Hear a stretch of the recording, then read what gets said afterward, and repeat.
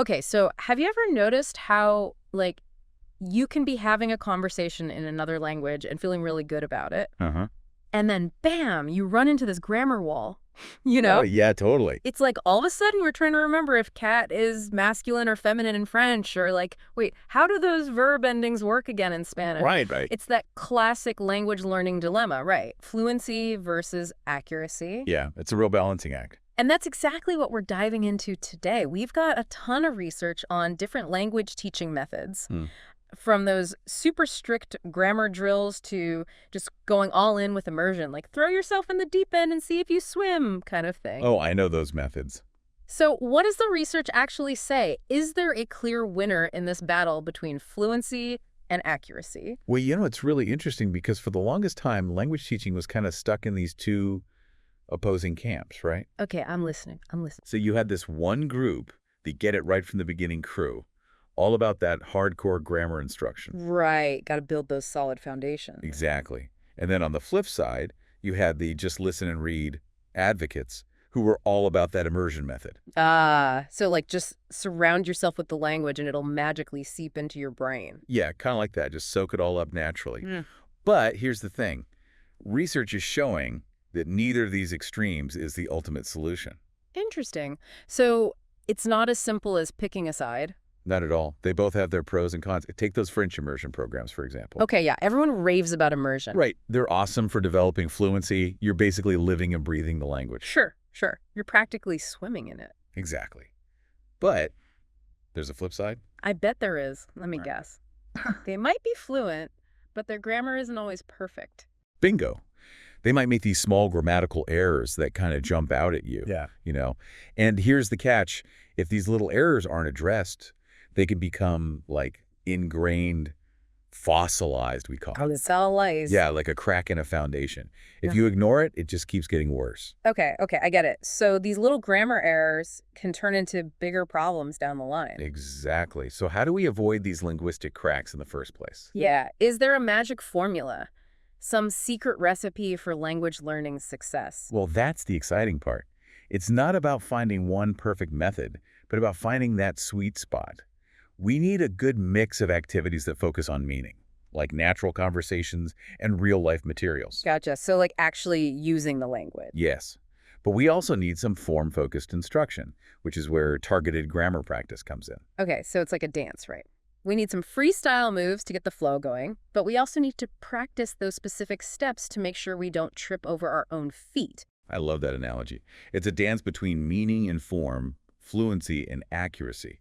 And just like any good dance, it takes practice and the right kind of instruction. You know what, though? As much as I love a good chat, the idea of grammar lessons doesn't exactly make me want to jump for joy. I hear you. But here's the thing. We're not talking about those boring, old-school grammar drills. Those were so dry, right? Yeah, like watching paint dry. Exactly. Modern form-focused instruction is all about strategically integrating grammar practice into those communicative activities that you actually enjoy. So instead of just getting swept away by the music, we're also paying attention to our footwork. I like it. But how does this actually work? How do you make grammar rules come alive without killing the conversational vibe? Well, one important concept is noticing. It's like training your brain to pick up on those subtle grammar patterns that you might normally miss. Okay, noticing. I like the sound of that. And it can really make a difference in how well you learn and remember those grammar rules. It makes them stick. You know, it's funny you should say that because I used to have this thing with who versus whom in English. Oh, yeah, that one trips a lot of people up. Right. It always sounded so formal, like something out of a textbook, not real conversation. Totally. But then I started paying attention to how native speakers were using it, in movies, podcasts, even just everyday conversations. And something clicked. It just made sense. That's noticing in action. Your brain finally had that aha moment because you were actively paying attention to the pattern. And suddenly, this rule that seemed so abstract became relevant to your own language use. Let's take another common example, the third-person singular S in English. He walks, she talks, that kind of thing. Ah, yes. That one trips up so many learners I know. Right, because it's often barely audible in spoken language, so it's easy to miss. It's like a secret handshake that everyone else seems to know except you. Like, how did I miss that? Exactly. So bringing these subtle but crucial grammar points to the forefront through focused practice can make a huge difference. So it's not about shying away from grammar completely. It's about being strategic about when and how we practice it. Exactly. It's about making those grammar points relevant and applicable to real-life communication. And here's where things get even more interesting. This ideal balance between fluency and accuracy isn't a one-size-fits-all thing. Ooh, tell me more about that. Well, think about it. A young kid learning their first language has the advantage of time and constant exposure. Yeah. Their brains are wired for it. Totally. They're like little sponges soaking up everything. Exactly. But an adult learner might need more explicit instruction, especially if the language they're learning is very different from their native language. That makes total sense. It's like you're not just learning a new language, you're also unlearning some of the habits from your first language. Exactly. And those ingrained habits can sometimes lead to some interesting mix-ups. For example, research has shown that French speakers learning English often get confused between have and be That's interesting. because of the French verbs avoir and être. So in cases like this, a little targeted practice on those specific verbs can be super helpful. It's like having a good map to navigate those tricky linguistic turns and avoid those grammar pitfalls. So it sounds like teachers really need to be almost like detectives, right? Figuring out each learner's strengths, weaknesses, and those potential language landmines. I like that analogy. A good teacher is always looking for clues to help their students learn more effectively. And speaking of learners, what's their role in all of this? It can't be all on the teacher, can it? Absolutely not. Learners have to be active participants in their own learning. It's a team effort. Totally. They need to be asking questions, pointing out the grammar points that trip them up, and, most importantly, not being afraid to make mistakes. Mistakes, those are the stepping stones to language learning success. Couldn't have said it better myself. It's how we learn and grow. For teachers, it's all about creating a supportive and encouraging learning environment where students feel comfortable taking risks. Because making mistakes is part of the process, right? Absolutely. It's about progress, not perfection. And that leads us to another interesting question. We've been talking about this whole fluency versus accuracy thing as a kind of dance. But could this balance actually shift and change throughout our language learning journey? It's all about being proactive, Yeah. right? Taking charge of your own learning. So if you're just starting out, don't let the grammar hold you back. Just start talking, making those connections. Jump right in. Exactly. The more you use the language, the more natural it will become. But at the same time, be open to feedback. Don't be afraid to ask for help with those tricky grammar points. Right. So it's about finding that balance between just going for it and then taking a step back to analyze what you're doing. You got it. And the good news is there are so many resources out there to help us do just that. Think language partners, online grammar exercises. You can even just pay attention to how native speakers use the language in movies or TV shows. I love that. It's like passive learning, but it actually works. It's about immersing yourself in the language in all its messy glory. You know, speaking of immersion, everyone always talks about how amazing it is to learn a language by fully immersing yourself in it. But even that has its limits, right? 100%. I've heard stories of people living abroad for years and still struggling with certain aspects of the language. Right. It's like just being surrounded by the language isn't always enough. Exactly. It's not magic. You have to be intentional about it, even when you're surrounded by the language 24/7. Remember those fossilized errors we were talking about? Immersion alone won't necessarily prevent those. So even if you're swimming in the language, you still need to pay attention to those little details. Absolutely. Without that focused attention, you might actually end up reinforcing those bad habits without realizing it. It's like you need to really tune your ear to the music, you know, Okay. listen for those subtle melodies and harmonies that you might be missing otherwise. It's about being aware of the nuances of the language. Perfectly said. And that's where those targeted grammar exercises come in handy. So we're not ditching grammar altogether. Not at all. It's about using it strategically as a tool to complement our conversational practice. Okay, I can get behind that. It's like having a dance coach, right? They're not there to teach you every single move, but they will help you refine your technique and point out those little missteps. And help you avoid those embarrassing stumbles on the dance floor. Exactly. And a good language teacher can be like that dance coach.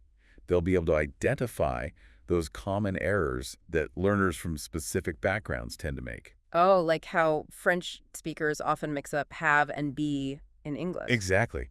And they can find creative ways to integrate that focused practice into their lessons. So it's all about making those grammar lessons engaging and relevant. Absolutely. But let's not forget the importance of encouragement, too. Learning a new language can be tough. There will be times when you feel stuck or frustrated. Oh, I know those feelings all too well. Right. But it's important to celebrate those victories, big and small. And remember that every step forward is progress, no matter how tiny. It's about the journey, not just the destination, right? And that brings us to another interesting thought. We've been talking about this balance between fluency and accuracy, but could it be that this balance actually changes throughout our language learning journey? That's a great question. And it's something that researchers are still trying to understand. But it does seem to make sense intuitively, doesn't it? Now that you mention it, it does. Like when you're just starting out, it's all about building confidence, getting those first words and phrases out there. It's like taking those first few tentative steps onto the dance floor. Right. You're not aiming for a flawless performance at that point. You're just excited to be out there moving to the music. Right, you're not going to be a professional dancer overnight. Exactly. But as you get more comfortable, as you learn those basic steps, then you can start refining your technique, adding those little details that really make your dancing pop.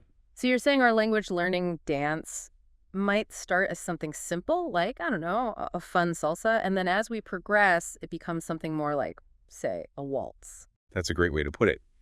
It's about enjoying the journey, the whole process of learning a new language, all the ups and downs that come with it. Because there will definitely be downs, right? It's not always going to be smooth sailing. Oh, absolutely. I mean, think about any skill you've ever learned. There are going to be moments where you feel stuck, frustrated, like you're not making any progress. Those times when you feel like you've totally tripped over your own two left feet. Exactly. Yeah.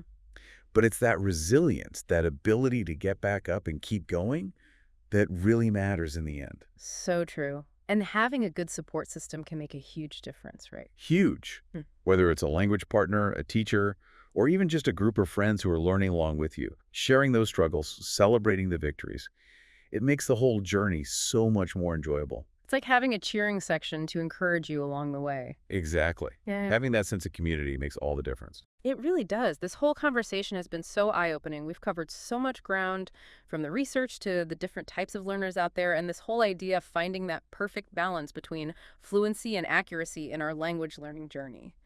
But if we had to leave our listeners with just one key takeaway, one essential piece of advice, what would it be? Embrace the journey. Celebrate those little wins along the way. Don't let the fear of making mistakes hold you back, because those mistakes, they're actually golden learning opportunities. And remember, there's no one right way to learn a language. Find what works best for you, adapt as you go, and never lose that curiosity, that passion for exploring the beauty of language. Beautifully said. And on that inspiring note, we've come to the end of our deep dive into the fascinating world of language learning. A huge thank you to our expert for sharing those incredible insights with us today. My pleasure. It was great being here. And to our amazing listeners, keep those language learning passions alive. And remember, the most important step is always the next one you take.